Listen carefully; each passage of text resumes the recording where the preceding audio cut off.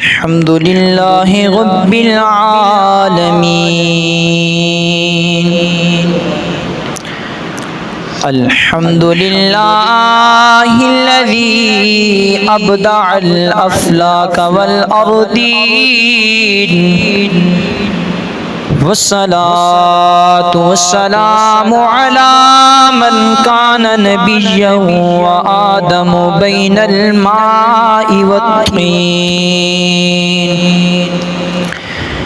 وعلى آله وأصحابه وأهل بيته وأحبائه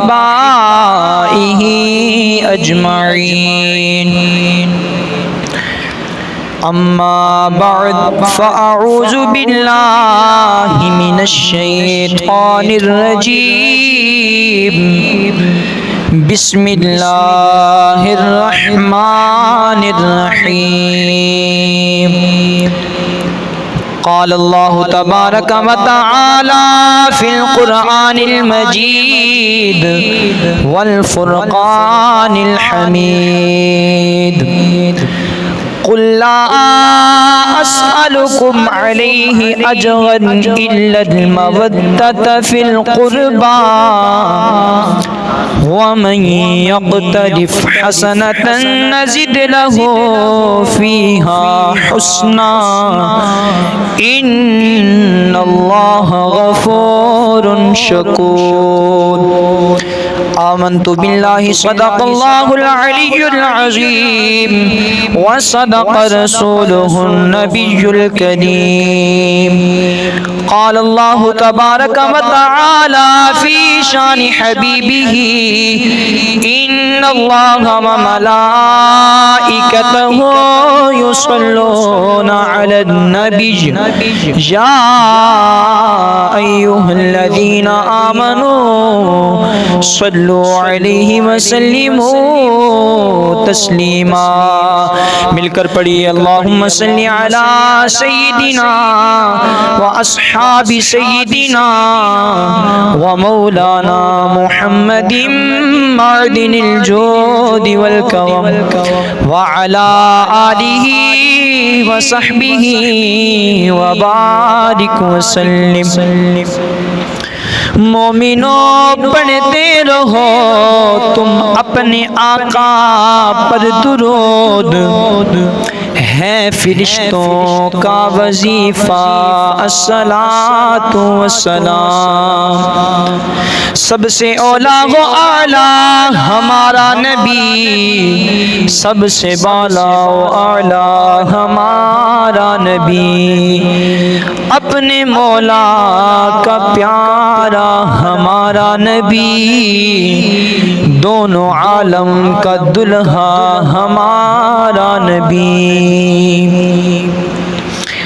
نہایت واجب الاحترام محترم محتشم مکرم پیارے اسلام بھائیو الحمدللہ آج جمعۃ المبارک کا بابرکت اور فضیلت والا مبارک دن ہے جمعۃ المبارک کا دن ہمارے لیے اللہ تعالیٰ کی طرف سے ایک نعمت ہے یہ مالک کائنات کا ہم پر بہت بڑا احسان ہے اور اس مالک کائنات کا ہم پر بہت زیادہ فضل ہے اللہ پاک ہم سب کو جمعۃ المبارک کی برکتیں نصیب فرمائے اللہ پاک میرا اور آپ سب کا مسجد کے اندر چل کے آنا قبول فرمائے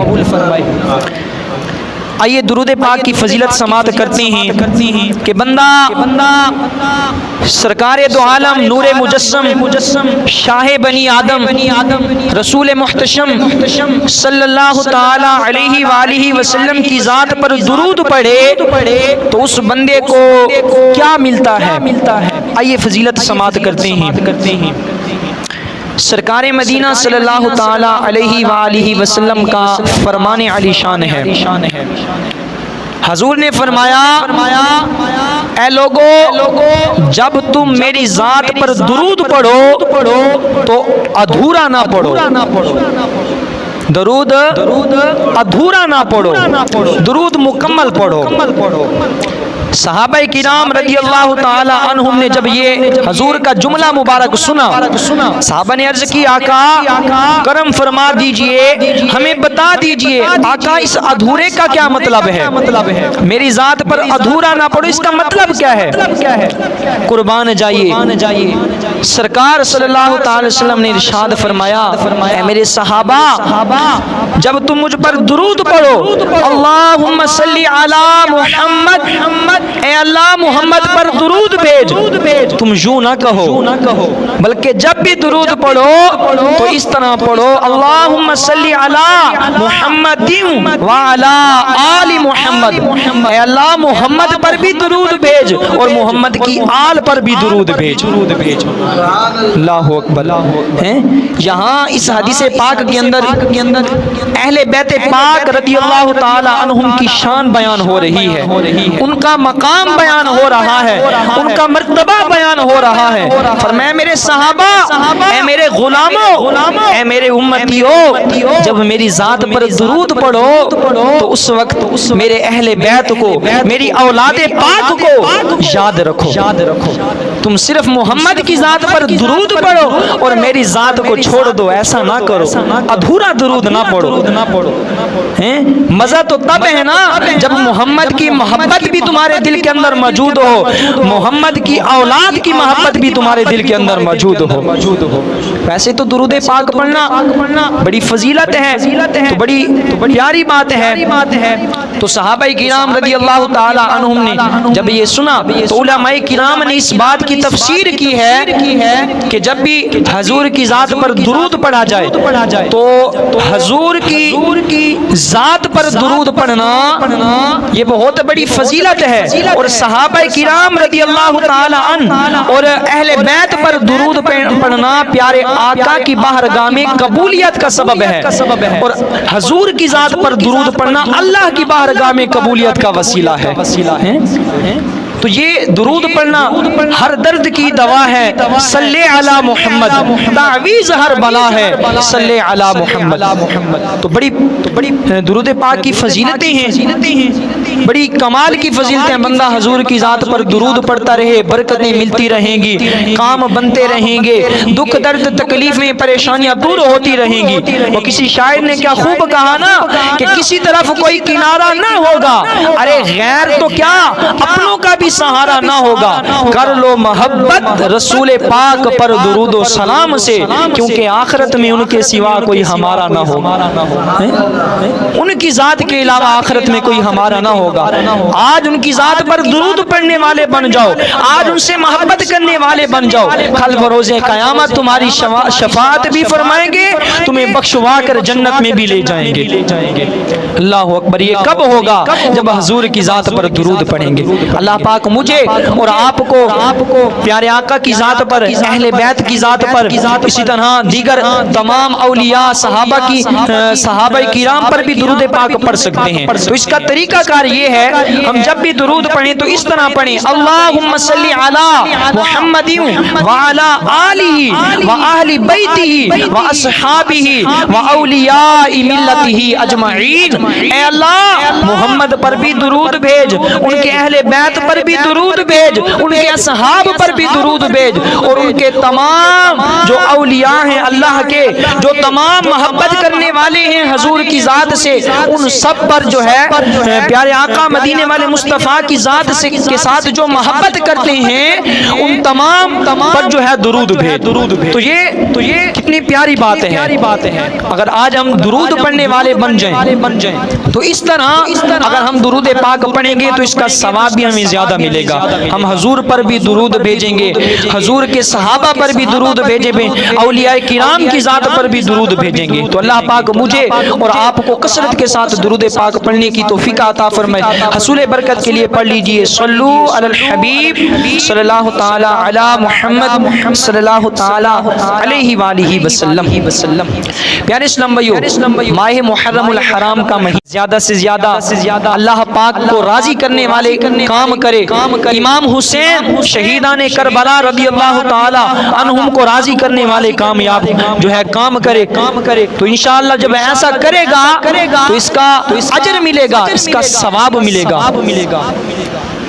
ایک روایت کے مطابق آتا ہے، حدیث پاک ہے، ایک صحابی رسول حضور کی بارگاہ میں حاضر ہوئے، عرض کی آقا میں رمضان کے فرض روزوں کے علاوہ کون سے مہینے میں روزے رکھوں؟ مالک کائنات کہ پیارے محبوب صلی اللہ تعالی علیہ وآلہ وسلم نے ارشاد فرمایا ہے، میرے صحابی تم اگر روزے رکھنا چاہتے ہو رمضان کے علاوہ تو تمہیں چاہیے کہ محرم کے روزے رکھو۔ محرم الحرام کا مہینہ ہی اتنا پیارا ہے، اگر تم روزے رکھتے بھی ہو نفل روزے تو اسی مہینے کے اندر رکھو۔ اللہ اکبر، تو یہ مہینہ کتنا پیارا ہے۔ صحابہ کرام رضی اللہ تعالی عنہم ویسے تو ماشاءاللہ بڑی عبادت کرتے تھے، لیکن خاص وہ جو محرم الحرام کے پہلے 10 دن ہوتے، محرم الحرام کا مہینہ ہوتا، اسی طرح ذوالحج کا مہینہ ہوتا، رمضان کا مہینہ ہوتا، تو ان مہینوں کے اندر صحابہ کرام بڑے ذوق اور شوق کے ساتھ عبادت کیا کرتے۔ تو ہم بھی الحمدللہ صحابہ کے ماننے والے ہیں، ہم بھی ان کے نوکر ہیں، ہم بھی ان کے غلام ہیں۔ آج ہم بھی تو غور و فکر کریں نا، محرم الحرام کی آج 5 تاریخ ہو چکی ہے، ہم نے کتنا کچھ عمل کر لیا۔ امام حسین رضی اللہ تعالی عنہ کی ذات کے لیے آج ہم نے کتنا کچھ عمل کر لیا۔ وہ جنہوں نے اپنے نانا کے دین کو بچایا، آج ہماری خاطر انہوں نے کیا کچھ نہ کیا، انہوں نے اپنا سب کچھ قربان کر دیا۔ لیکن آج ہم بھی تو سوچیں، ہم نے ان کے لیے کتنا کچھ قربان کیا ہے، کتنے سپارے پڑھ کے ان کے لیے سال ثواب کیا، کتنا درود پاک پڑھ کے شہیدان کربلا کے لیے سال ثواب کیا کچھ ہم نے کیا ہے۔ اگر واقعی ہم ان سے محبت کرنے والے ہیں، اگر واقعی ہم ان کے عقیدت مند ہیں، تو ہمیں بھی چاہیے ان کے صدقے میں نماز کی پابندی کرنے والے بن جائیں، قرآن کی تلاوت کرنے والے بن جائیں۔ بہرحال اللہ پاک ہم سب کو ان کی سچی پکی محبت نصیب فرمائے۔ تو پیارے اسلام بھائیو، یہ جو ہم بیان سن رہے ہیں، یہ اہل بیت رضی اللہ تعالی عنہم کی شان کے بارے میں بیان سن رہے ہیں، ان کی فضیلت سن رہے ہیں۔ روایت کے اندر آتا ہے، حضرت عبداللہ بن مسعود رضی اللہ تعالی عنہ فرماتے ہیں، جب نبی کریم صلی اللہ تعالی علیہ وسلم مکہ سے مدینہ ہجرت کر کے آئے تو حضور جب مدینہ کے اندر تشریف لے کر آئے تو اس وقت حضور پر فقر اختیاری تھا، حضور پر کچھ فقر تھا۔ صحابہ کرام رضی اللہ تعالی عنہم نے دیکھا حضور کے پاس کچھ ظاہری مال و اسباب نہیں ہے، حضور پر فقر اختیاری ہے۔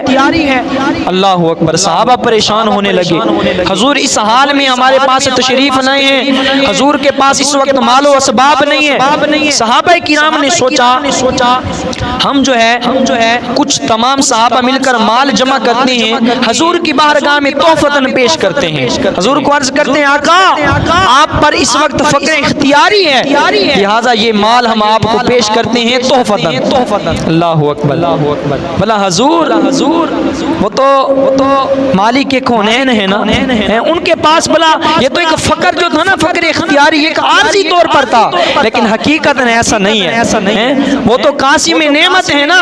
کسی شاعر نے کیا خوب کہا، مالک کے کونین ہیں گو پاس وہ کچھ رکھتے نہیں، مالک کے کونین ہیں پاس وہ کچھ رکھتے نہیں، مالک نعمت ہیں دو جہاں کی نعمت ہیں، ہاتھ ان کے خالی ہیں۔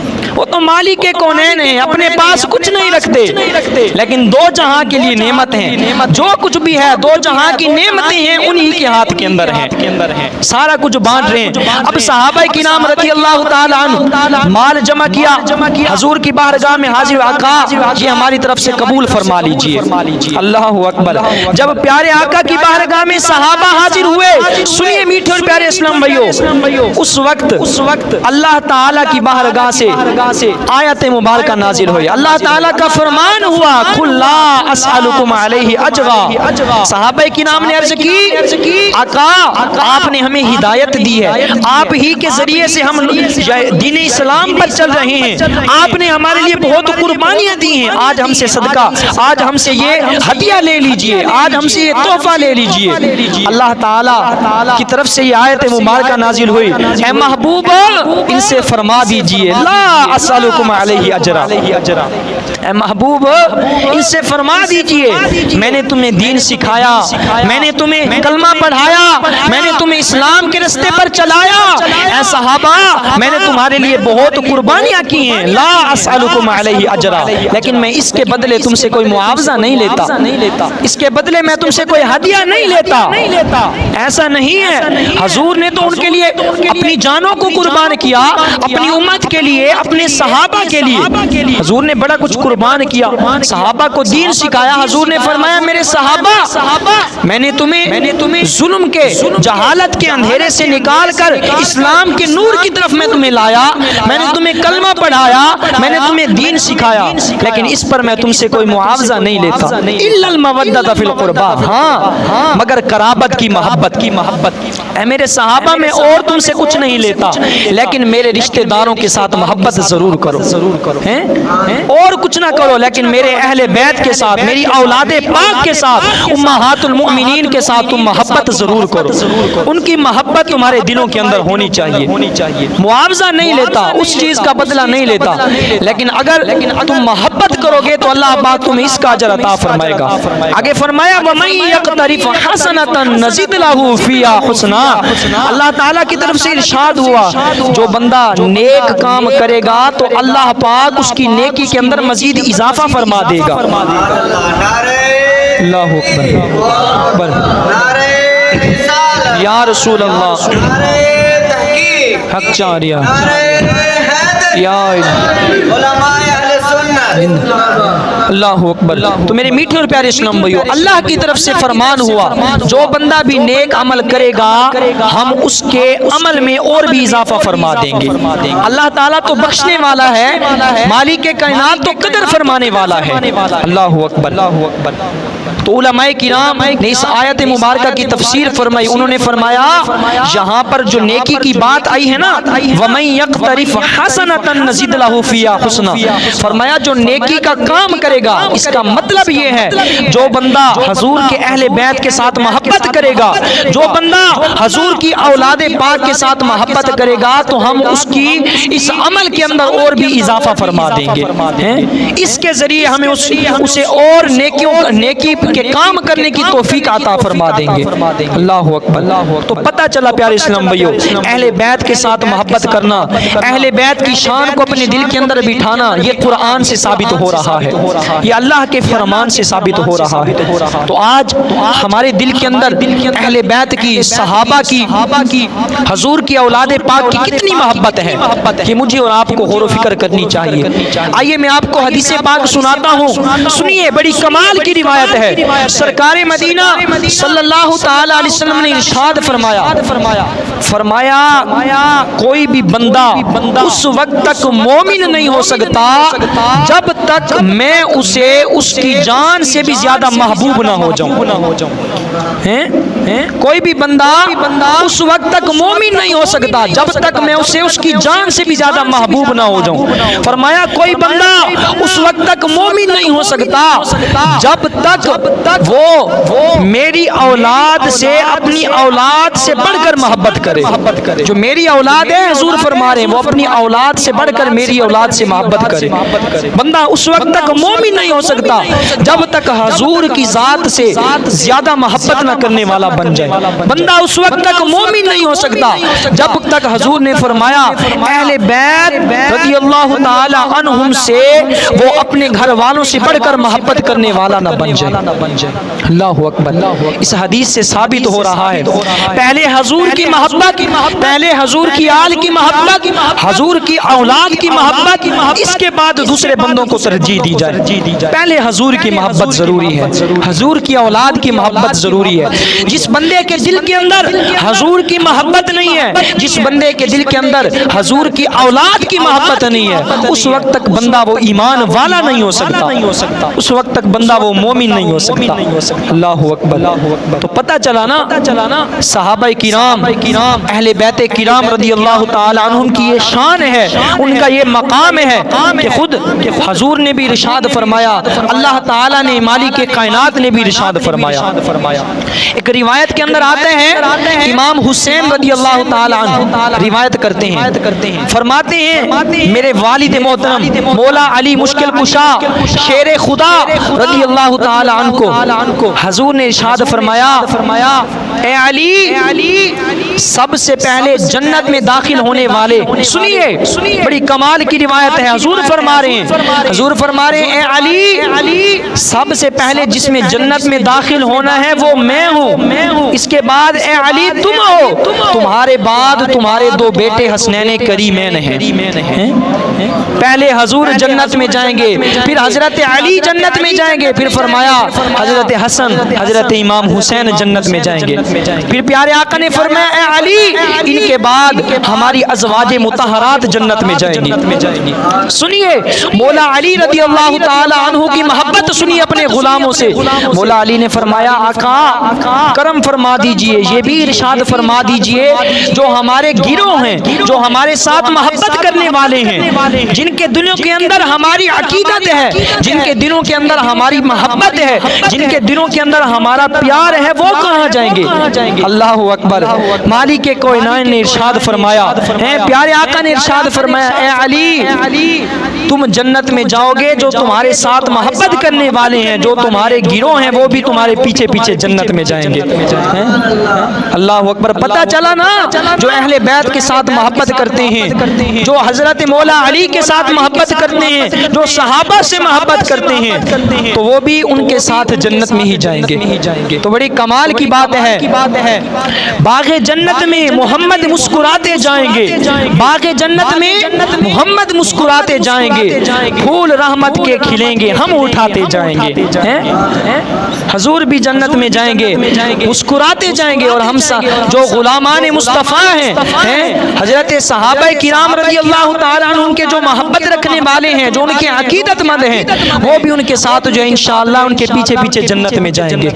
تو یہ کب ہوگا؟ جب ان کی محبت ہمارے دلوں کے اندر ایک کامل طور پر مکمل طور پر پیدا ہو جائے گی۔ تو پیارے میٹھے اسلام بھائیو، ہمیں بھی چاہیے اہل بیت کی محبت اپنے دلوں کے اندر پیدا کریں، صحابہ کرام کی محبت اپنے دلوں کے اندر بڑھائیں۔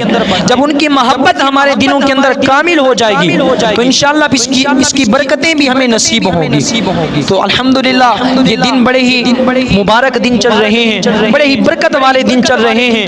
امام حسین رضی اللہ تعالی عنہ کی جو ہے واقعہ کربلا شہادت کے دن چل رہے ہیں، تو لہذا ہمیں بھی چاہیے اس موقع پر زیادہ سے زیادہ ایصال ثواب کریں، ان کی محبت اپنے دلوں کے اندر بڑھائیں۔